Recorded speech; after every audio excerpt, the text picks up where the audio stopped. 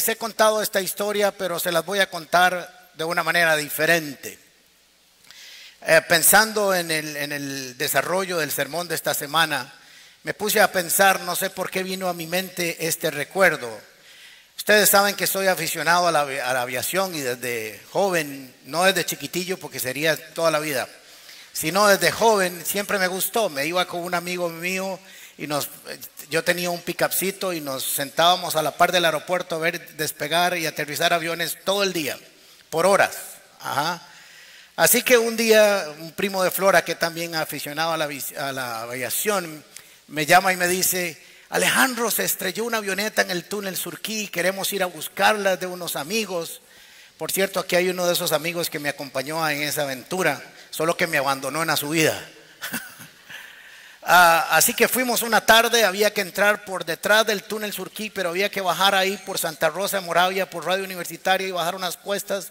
Fuimos en la tarde, no se pudo mucho, así que al día siguiente el papá de uno de los que estaba estrellado, no sabían si estaban fallecidos o no, pero se suponía, contrató un vaquiano y un equipo de personas especializadas para que subiéramos a la montaña. Así que como buen metiche me sumé. Así que llegamos muy temprano ahí, no me acuerdo si 6:30 de la mañana, se planificó la subida. Era una subida así terrible. De hecho comenzamos a subir varios y de camino todos se fueron quedando y me quedé yo solo. Así que un hermano mío que goza de la presencia del Señor ya andaba con un revólver, un 38, y me dice: tome, siga usted, lléveselo por si lo necesita. Así que subí y comenzamos a subir. Se supone que íbamos a abrir en la montaña una planicie para que aterrizara un helicóptero para la búsqueda. Así que llegamos y era demasiado denso y parecía que no estábamos muy largos del lugar donde se había estrellado la avioneta. Así que comenzamos a caminar y a caminar y a caminar por no sé si 2 o 3 horas. Esto fue en el año 84, creo. Hasta que llegamos, cruzamos unos lugares, unos cangilones muy grandes. Ellos iban dejando marcas en los árboles y ahí íbamos un grupo grande de unos 15 o 20 personas. Pero cuando llegamos al lugar era una escena muy fea. Habían escombros por todo lado, estaban los cuerpos de las personas que habían fallecido, difíciles de identificar. Así que llegamos y de pronto llegó ya la policía y habían que llamar a los fiscales del departamento del judicial para que hicieran los levantamientos de los cuerpos, etcétera. Así que yo decidí devolverme solo. Tremenda estupidez. Un espíritu de estupidez que me entró en ese momento, pero quería irme del lugar. No me sentía bien. Así que yo creí que yo me podía devolver por el mismo camino donde habíamos venido. Y si alguien sabe de montaña sabe que eso es un grave error. Así que tal vez me devolví como a las 11 de la mañana o 10 de la mañana. No me acuerdo mucho de las horas. Pero eran las 3 de la tarde y yo no había salido. Literalmente me había perdido en la montaña. No había comido, no había bebido. La jacket me pesaba, la dejé tirada de camino. La hubiera necesitado en la noche si me hubiera tenido que quedar en la noche. Pero yo entiendo esas películas, cuando alguien va caminando y se cae en una ramita de ese tamaño, uno dice que es ridículo. Bueno, quiero decirles que eso es verdad. Cuando usted tiene muchas horas de caminar, todo su cuerpo se cansa, se pesa y además psicológicamente usted está caído. Así que comenzó a bajar la neblina del Surquí, si conocen esa zona, y yo dije: hasta aquí llegué, van a tener que buscar otro más. Espero que este esté vivo cuando lo encuentren. Así que por alguna razón llegué a un lugar donde creí que habíamos estado. Yo estaba seguro que estábamos en una parte alta y que abajo estaba toda la excavación del túnel y unas carreteras y otras cosas hechas en caminillos para llegar hasta ahí con la maquinaria. Así que me recordé que tenía una pistola y dije: voy a disparar para ver si alguien me escucha, si sabe que yo estoy aquí. Así que disparé un par de tiros y en eso oí el pito de un carro. ¡Pum! Como que alguien me estaba esperando. Alguien dijo: alguien falta de los que se fueron y no ha vuelto. Así que gracias a Dios que ellos sabían de que si sale uno con 20 tienen que volver 20. y estaba faltando uno. Ok, así que se quedaron ahí hasta que yo apareciera. Hice algo que eso es en Discovery Channel, es tontera. Pero no sé por qué, yo oí el pito del carro y me tapé un oído y comencé a hacer como un radar así.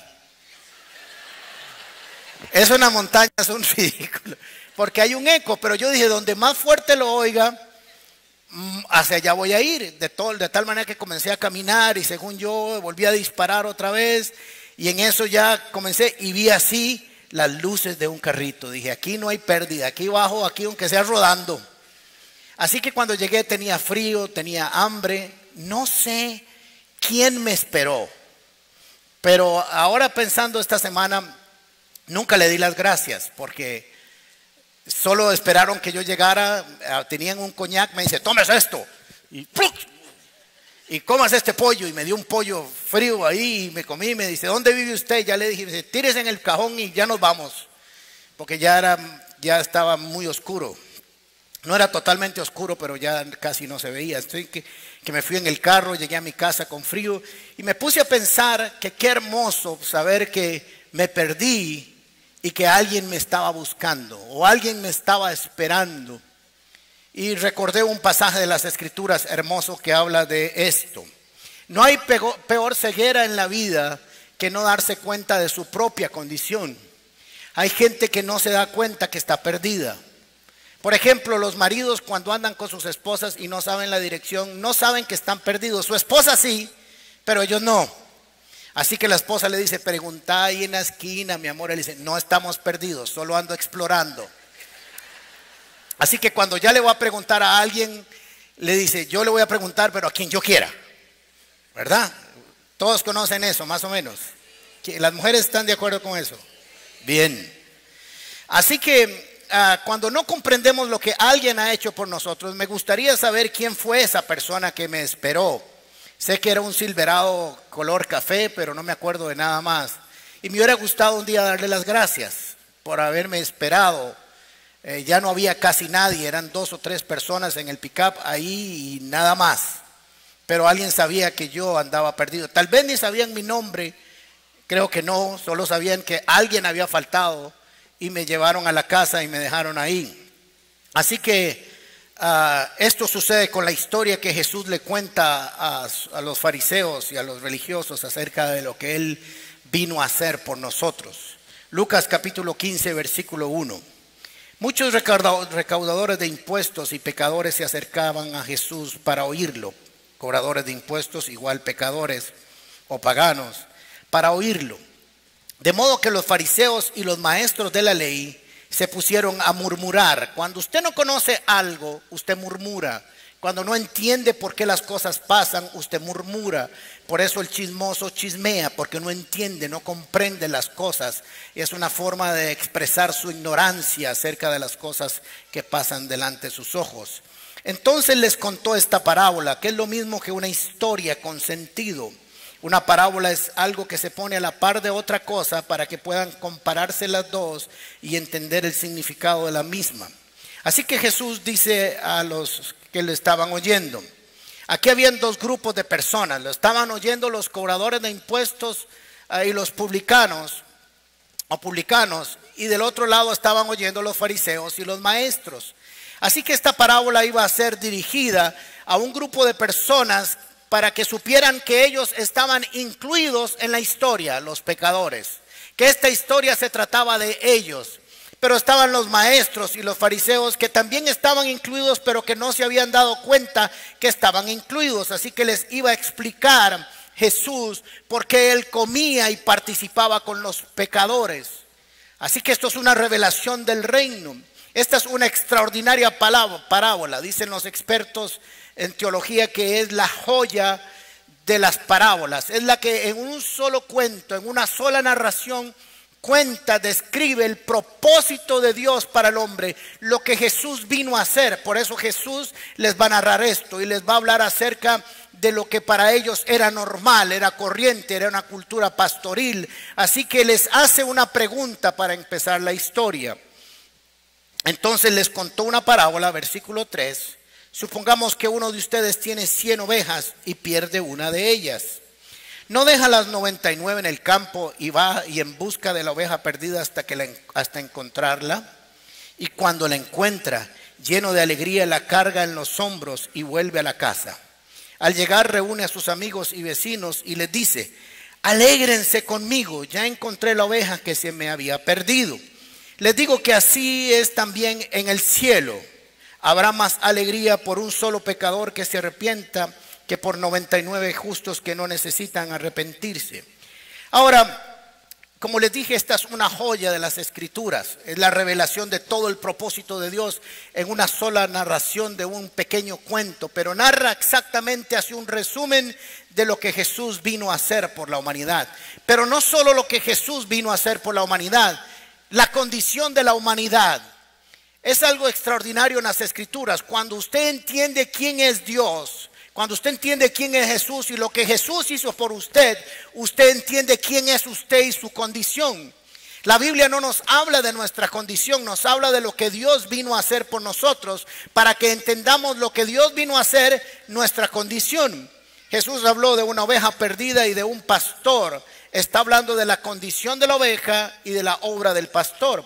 Es igual que Juan capítulo 3, 16, que habla: porque de tal manera amó Dios al mundo que ha dado a su Hijo unigénito para que todo aquel que en él cree no se pierda, mas tenga vida eterna. Así como Juan 3:16 es un versículo que cuenta rápidamente la obra de Dios por nosotros, esta parábola también. Ahora, es algo importante que reconocer en el contexto de esta parábola, porque Lucas capítulo 15 es una sola parábola, contada en 3 historias, y todas se refieren a algo que se perdió y fue encontrado. La primera de ellas es la oveja perdida y habla de Jesús. La segunda es la moneda perdida y habla del Espíritu Santo. Y la tercera es el hijo pródigo que fue perdido y encontrado y habla de la obra del Padre. Así que Jesús está trayendo una revelación extraordinaria. Se pusieron a murmurar y preguntaron por qué Jesús habla o anda con pecadores, habla con publicanos. Y no ha cambiado nada el mundo, quiero decirles. El mundo sigue siendo el mismo, porque si uno anda con pecadores, la gente pregunta por qué anda con pecadores. Y si anda con santos, la gente dice por qué solo anda con santos y no anda con pecadores. Si brinca, pierde, y si no brinca, también. Así que uno tiene que tener muy claro lo que Dios le ha mandado a hacer y vivirlo sin importar lo que la gente piense. Usted tiene que tener claro que cuando Dios le envía a hacer algo, usted tiene que hacerlo. Así que Jesús andaba con pecadores porque vino a buscarlos a ellos. Ahora, no fue que no vino a buscar los otros, es que los otros no se consideraban perdidos y por lo tanto la búsqueda no tenía que ver con ellos. Cuando usted no se siente perdido y usted ve las cuadrillas de rescate, usted dice: eso no es conmigo. Pero cuando usted sabe que está perdido, usted va a gritar, usted va a levantar sus manos y va a decir: hey, aquí estoy yo, es a el que ustedes andan buscando. Así que esta revelación tiene que ver con nuestra condición y con el amor de Dios para nosotros. En Lucas capítulo 5 versículo 31 Jesús dijo lo siguiente: no son los sanos los que necesitan médicos, sino los enfermos. Les contestó Jesús: no he venido a llamar a justos, sino a pecadores para que se arrepientan. Ahora, aquí la gran pregunta es: ¿hay en el mundo gente que no está enferma? Todos estamos enfermos, todos estamos perdidos. Lo que pasa es que hay una gran población o una gran parte de la población del mundo que no se considera ni enferma ni perdida. Así que es interesante porque solo el enfermo o el que se considera enfermo buscará al doctor. Por eso estamos nosotros aquí, porque por eso hay muchas iglesias hoy donde hay gente que dijo: yo estoy perdido o yo estaba perdido, necesito encontrarme con mi Salvador. Y es ahí cuando viene su sanidad. Así que Jesús dijo, lo que estaba diciendo es: tranquilos, no se preocupen, si usted no se considera enfermo o perdido, esto no es para usted. Aunque yo sé que usted está perdido y enfermo, pero todo aquel que lo quiera reconocer tiene un espacio en el reino de los cielos. Así que todos estamos enfermos y perdidos. Entonces les contó una parábola.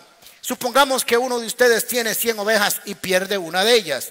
Aquí Jesús está poniendo un número alto porque necesita que se comprenda el valor y la dimensión de lo que Él está hablando. Si Él pone 2 o 3 ovejas, no va a ser tan impactante como 100 ovejas.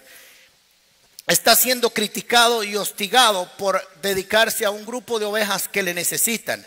Así que los mejores métodos de enseñanza es pintar un cuadro y escribirlo.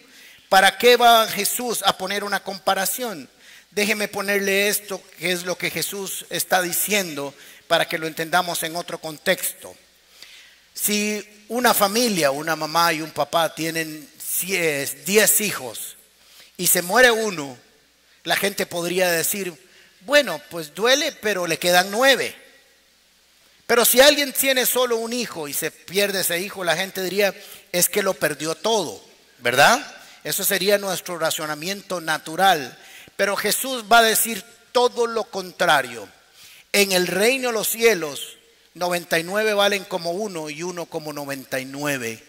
Todos valen igual en el reino de los cielos. Porque cuando habla de 100 ovejas y se le pierde uno, usted diría, ¿quién se va a preocupar por una oveja teniendo 99 más? No se arriesgue. Cuide las que ya tiene, las que no se le perdieron. Pero Jesús está diciendo, en el reino de los cielos, una vale absolutamente todo.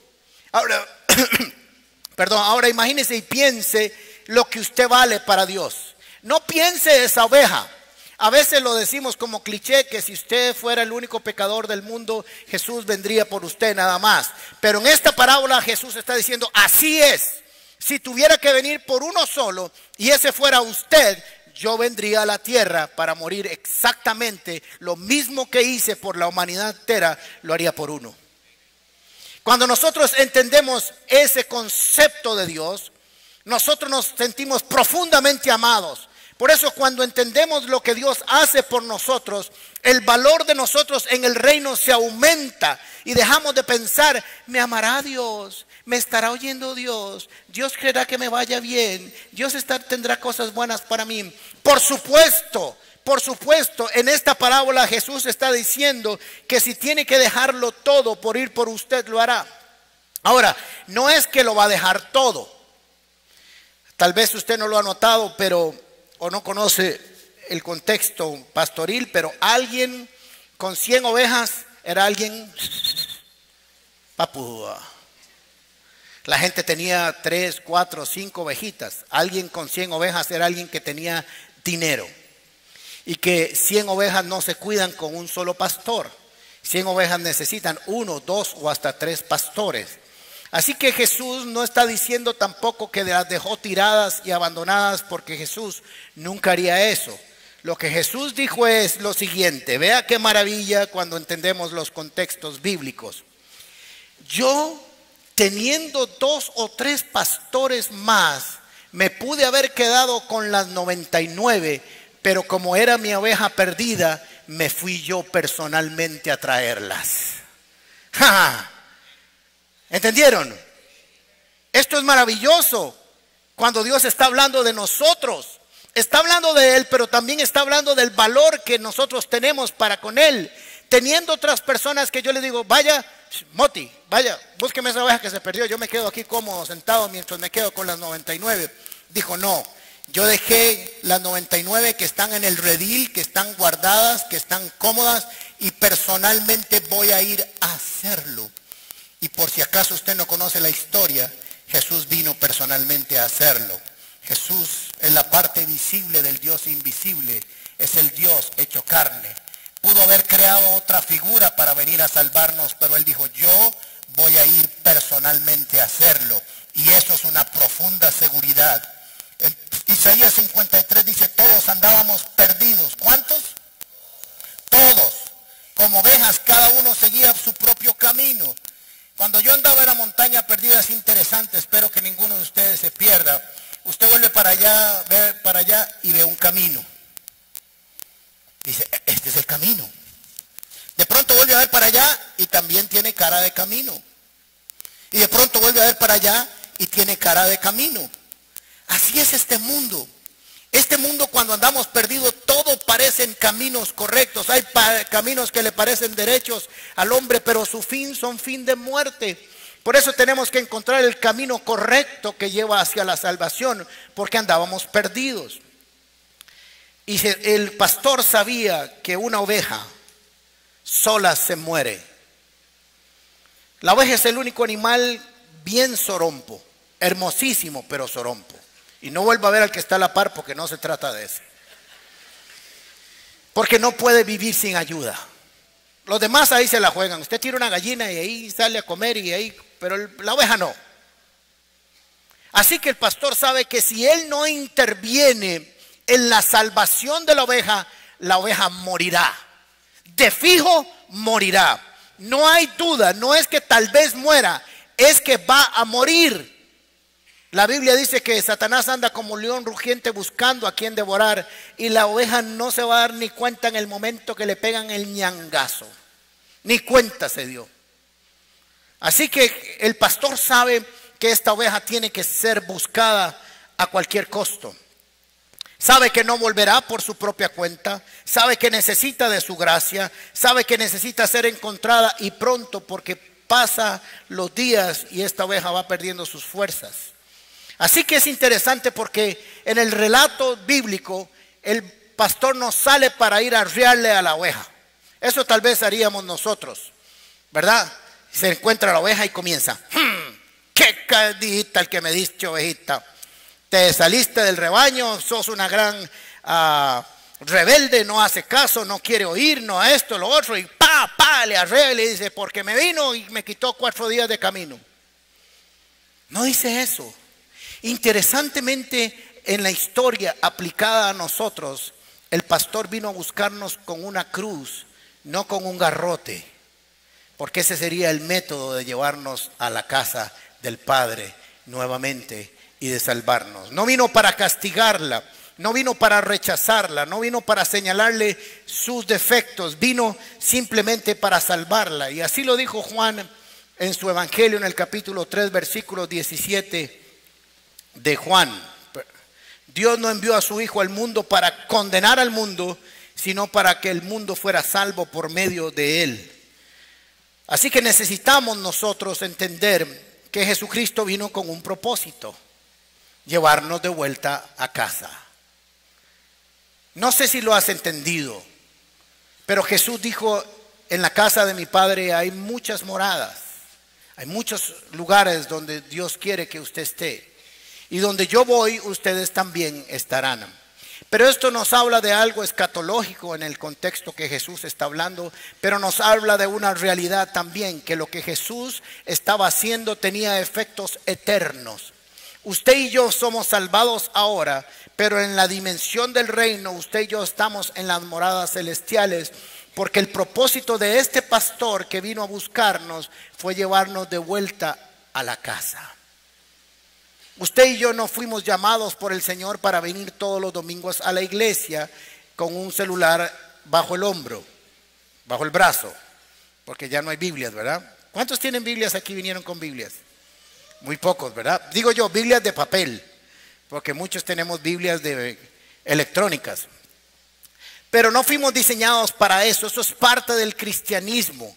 Nosotros fuimos diseñados para volver a la casa del Padre y de camino manifestar la gloria de aquel que nos llamó de las tinieblas a la luz admirable. Somos gente con propósito, con una dimensión que se eleva de la tierra para llegar al cielo, no para tener manifestaciones espirituales, sino para demostrar que nosotros hemos sido rescatados y que anunciamos a todas aquellas personas que también necesitan un Salvador, porque hemos experimentado el gozo de que el Salvador nos pone en sus hombros y nos lleva de vuelta a casa. Tenemos que anunciarle a este mundo que está perdido y que nosotros hemos sido encontrados y que sabemos el camino a casa porque conocemos al pastor de las ovejas.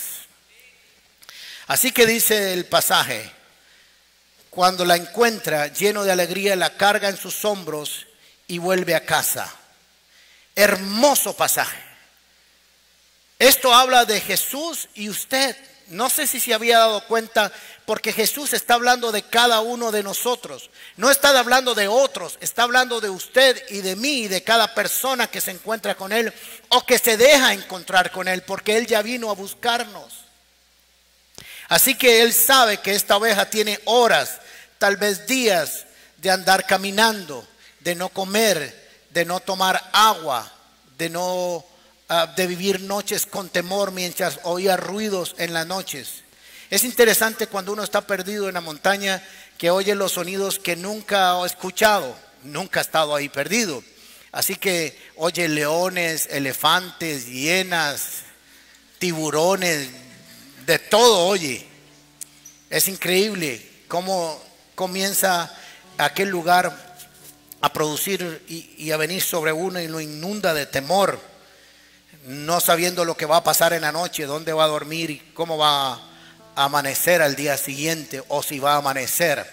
Así que si usted entiende esto, Jesús está hablando de la historia de Él con usted, conmigo.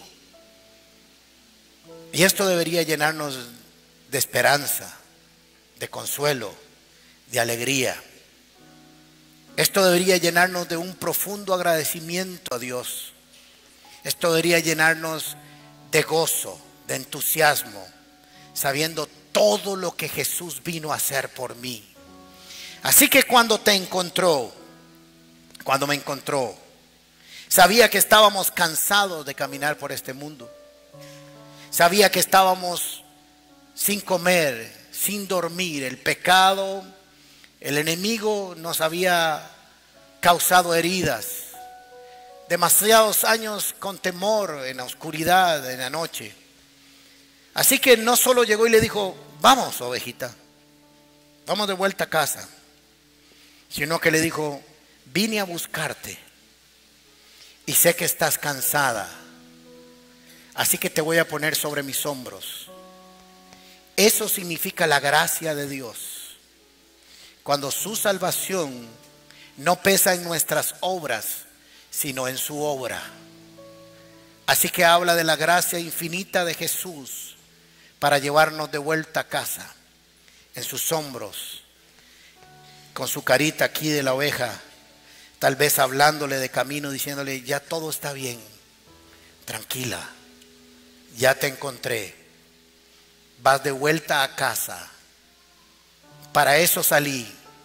Y dice el relato bíblico que el pastor la busca hasta encontrarla. El pastor no se arrepiente de camino y dice, no, ya llevo 2 días buscándolo, ya esto no va a seguir. Así que esa oveja va segura, descansando en la gracia que solo Jesús tiene para nosotros. No le reprochó sus pecados, ni su desobediencia, ni haberse apartado del rebaño. Solo le dijo, he venido para que vuelvas a casa. Pero hay algo más hermoso, porque esta es una parábola que está hablando del reino. Recuerden, está hablando con los fariseos y maestros y les está diciendo, yo hago esto por una razón.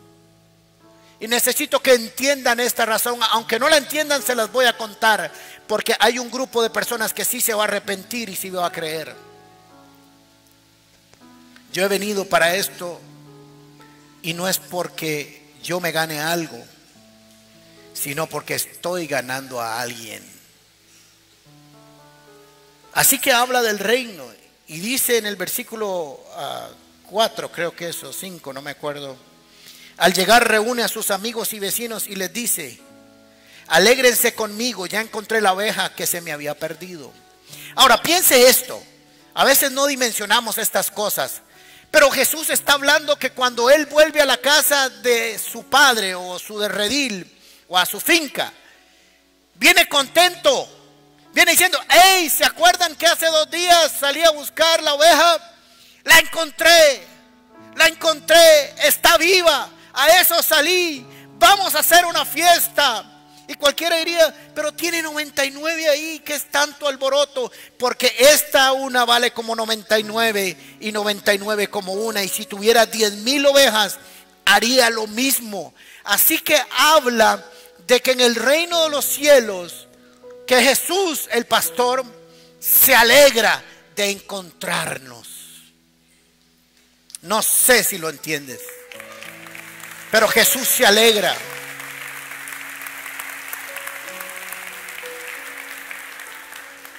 A veces nos cuesta entender por qué el Rey de los cielos, el inmortal, el invisible, el hacedor de todo, se va a alegrar de encontrarse conmigo, que nunca quise nada con Él, que hice todo lo que un ser humano puede hacer para alejarse de Dios y aún así me salió a buscar.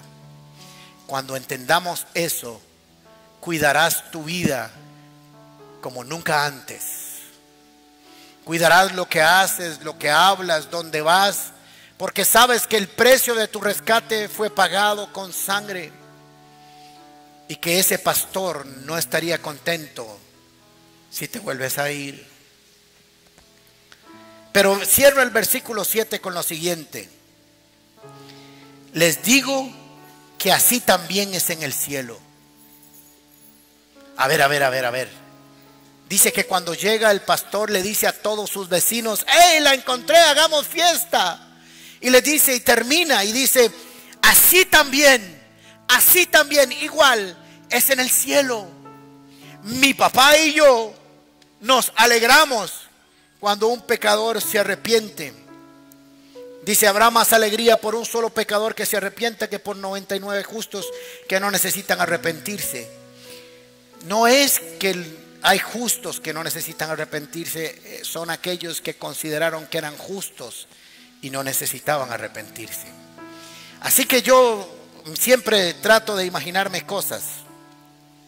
Así que cuando voy a hablar de mí, el día que yo conocí al Señor, me entregué a Él, le entregué mi vida y mi corazón y la cambió por completo, porque sí que me cambió.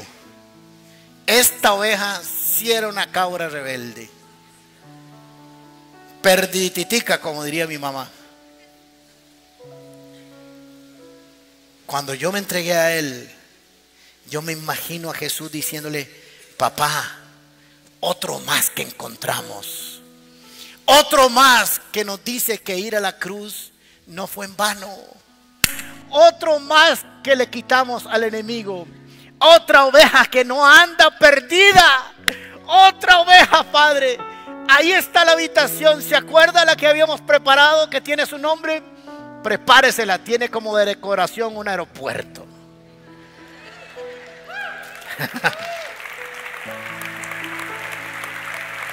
Así es. Cuando entendemos eso, lo que pase por este mundo importa, pero nunca modificará lo que Jesús hizo por mí. Nunca, no habrá problema, situación, angustia, momento que pueda cambiar lo que Jesús ya dijo que yo era para Él. Nadie me puede quitar lo que Jesús ya puso en mis manos. Nadie. Ezequiel 34 dice así, y yo quiero que cierre sus ojos y reciba esta palabra para usted, porque esto fue profetizado para usted y hoy es una realidad, pero quiero que lo guarde en su corazón. Esto dice el Señor soberano: yo mismo, Ezequiel capítulo 34, yo mismo saldré a buscar mis ovejas y las encontraré. Y eso vino a ser Jesús cuando apareció en la tierra. Seré como un pastor que busca un rebaño esparcido. Encontraré a mis ovejas y las rescataré de todos los lugares donde quedaron esparcidas ese día oscuro y nublado. Y yo quiero que usted ponga esta narración en primera persona. Las sacaré de entre las demás naciones y pueblos y las traeré de regreso a casa, a su propia tierra. Hay una promesa para cada uno de ustedes. Hay una tierra prometida. Hay una tierra donde encontrarás paz y reposo, y el pastor tiene esa tierra para ti. Las alimentaré en las montañas de Israel, junto a los ríos y en todos los lugares habitados. Así es, les daré buenos pastizales en altas colinas de Israel.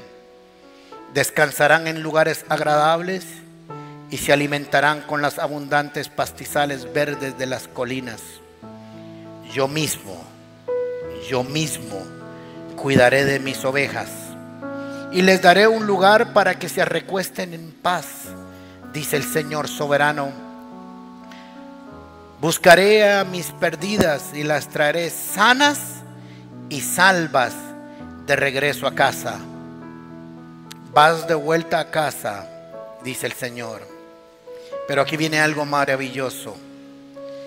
Vendaré a las heridas y fortaleceré a las débiles. Y vamos a llegar hasta ahí. Tómese un tiempo ahora y dígale: Señor,